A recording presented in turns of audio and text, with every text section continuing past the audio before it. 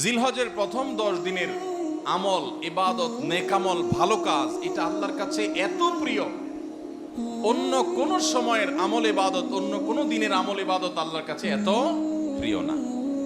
বান্দা এই 10 দিনে নেকামল করলে আল্লাহ তাআলা যত খুশি হন, অন্য কোন সময়ের নেকামলে আল্লাহ তাআলা এত সন্তুষ্ট হন। জিজ্ঞাসা করা হলো, কিলা ওয়ালাল জিহাদ ইয়া রাসূলুল্লাহ।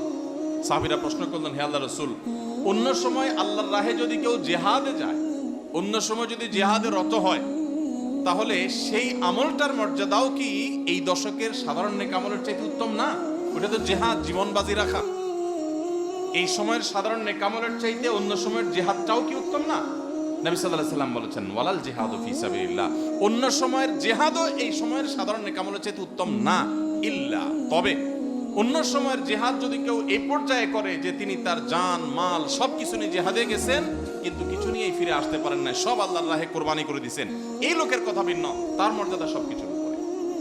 তাহলে এই দশকের নেকামল, এই দশকের ইবাদত বন্দেগীর মর্যাদা এত বেশি ভাইরা আমার, যে আল্লাহ রাব্বুল আলামিনের কাছে বছরের অন্য কোন সময়ের কোন আমল, এমনকি জিহাদও, সাধারণ জিহাদও এই দশকের নেকামলের চাইতে বেশি প্রিয়